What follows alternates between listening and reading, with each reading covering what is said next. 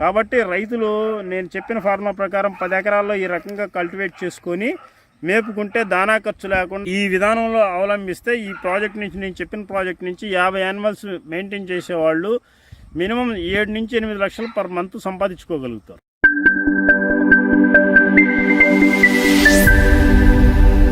ఫాడర్స్లో minimum 2 అయితే ఇవ్వాలండి. ఒక ప్రోటీన్ ఫాడర్ ఎప్పుడు ఇవ్వకూడదు యానిమల్కి. ఒక కార్బోహైడ్రేట్ ఫాడరు, 2 ప్రోటీన్ ఫాడర్స్, ఎండుమేత, ఈ 4 కాంబినేషన్లో ఇచ్చినప్పుడు ఇక దానా అవసరం ఉండదు. కానీ ఈ కాంబినేషన్లో ఇచ్చేటప్పుడు ప్రోటీన్ ఫాడరు 15 కేజీలకి మించి ఇవ్వద్దండి. అది 50 కేజీలు తిన్నా, 60 కేజీలు తిన్నా 15 కేజీలు లిమిట్ పెట్టుకొని 15 కేజీలకి మించి ఇవ్వమాకండి. నా పేరు బ్రహ్మయ్య నాదెండ్ల. నేను షాద్నగర్ రంగారెడ్డి జిల్లాలో ఈ పశుగ్రాస విత్తనాల ఉత్పత్తి కేంద్రం ఒకటి పెట్టి పశువులకు సంబంధించిన అన్ని రకాల పశుగ్రాస విత్తనాలు ఉత్పత్తి చేసి రైతులకు ఇవ్వటం జరుగుతుంది.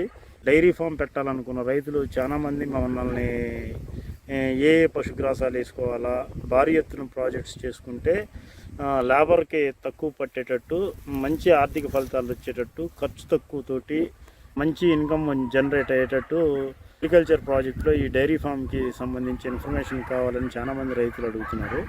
ఈరోజు మనం 10 ఎకరాలు వ్యవసాయ భూమిలో పశుగ్రాసాలను కేటాయించి 50 యానిమల్స్, గేదెలు కానీ ఆవులు కానీ మెయింటైన్ చేసేటట్టు పశుగ్రాసపు ఫార్ములాని మనం తయారు చేసి ఇవ్వటం జరుగుతుంది. దీన్ని ఫాలో అయితే కనుక 90% తెలుగు రాష్ట్రాల్లో, ఆంధ్రప్రదేశ్ కానీ, తెలంగాణ కానీ, కర్ణాటక కానీ, మన సౌత్ ఇండియాలో ఏ ప్రాంతంలోనైనా మెట్ట భూముల్లో ఈ పశుగ్రాసాలు సాగు చేసుకొని 10 ఎకరాల్లో మనం చెప్పే పశుగ్రాసాలని మనం ఏ క్వాంటిటీ అయితే చెప్తాం, ఏ పశుగ్రాసం ఎన్ని ఎకరాల్లో సాగు చేసుకోవాలని చెప్తామని అది యాజ్ ఇట్ ఈస్గా ఫార్ములా కనుక ఫాలో అయ్యి మెయింటైన్ చేస్తే మట్టుకి 85% దానా ఖర్చు లేకుండా న్యాచురల్ ఫాడర్స్ తోటే ప్రాజెక్ట్ని ముందుకు తీసుకెళ్ళి వితిన్ 1.5 ఇయర్ లోపలే బ్రేక్ ఈవెంట్ తీసుకోవచ్చు కొత్త ప్రాజెక్ట్స్.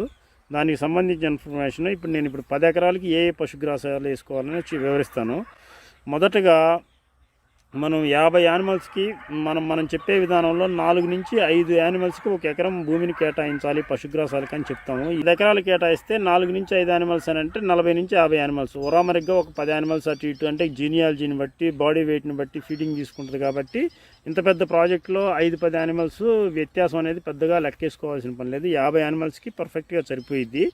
ఇందులో 10 ఎకరాల్లో ఫస్ట్ ఏం చేయాలంటే కార్బోహైడ్రేట్ ఫాడర్స్ కింద సూపర్ నేపియర్ కానీ, రెడ్ నేపియర్ కానీ 2 ఎకరాలు ప్లాంటేషన్ చేసుకోవాలా.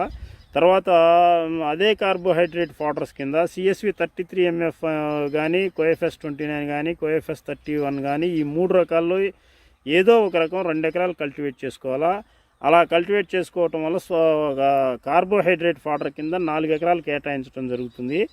తర్వాత ప్రోటీన్ ఫాడర్ కిందకి వచ్చేసరికి ఎక్కువ రకాలు లేకుండా ఒక 4 రకాలు మనం డిజైన్ చేయడం జరిగింది. హెడ్జులోసన్ 2 ఎకరాలు, పూలే క్రాంతి అనేది స్టైలో సాబ్రియానా వెరైటీ, ఇది 1 ఎకరం, స్వీట్ పొటాటో అనేది 2 ఎకరాలు, స్టైలో హెమటా అనేది 1 ఎకరం.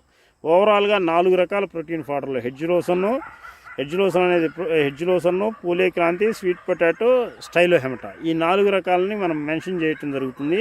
ఇందులో హెడ్జులోసన్ అనేది 2 ఏకర్స్, స్వీట్ పొటాటో అనేది 2 ఏకర్స్, పూలే క్రాంతి అనేది 1 ఎకరు, స్టైలో హెమటా అనేది 1 ఎకరు. ఓవరాల్గా 6 ఎకరాలు 4 రకాలు.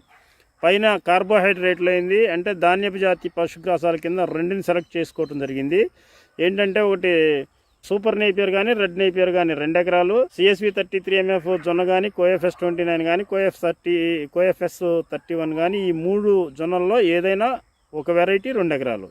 కార్బోహైడ్రేట్కి 4 ఎకరాలు, ప్రోటీన్కి 6 ఎకరాలు మనం కేటాయించడం జరిగింది. టోటల్గా 6 వెరైటీలు తీసుకోవడం జరిగింది. ఈ వెరైటీలన్నీ కూడా మ్యాక్సిమం అన్నీ 3 నెలలకి మొదటి కోత వస్తుంది. ఈ CSV 33MF జొన్న అనేది ఇత్తనం వేసిన తర్వాత 30 రోజులకు కోత వస్తుంది.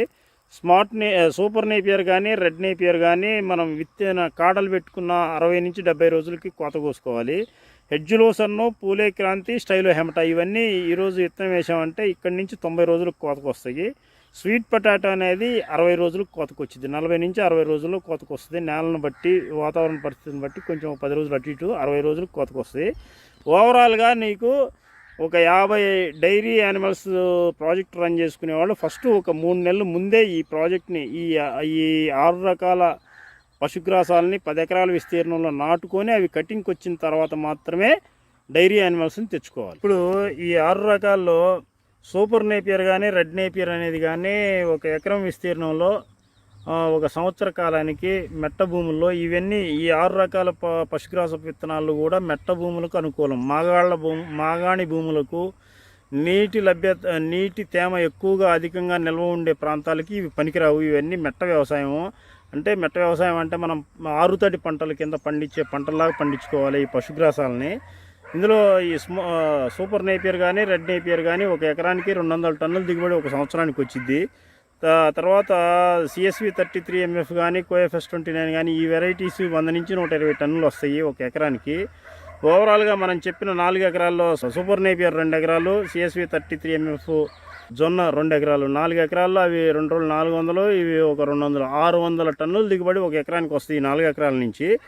తర్వాత మనం ప్రోటీన్ ఫాడర్స్ ఏవైతే చెప్పామో హెడ్జ్ లోసన్ అనేది 2 ఎకరాలు చేసాము. ఆ హెడ్జ్ లోసన్ అనేది పర్ ఇయర్ 50 టన్నుల దిగుబడి వస్తుంది.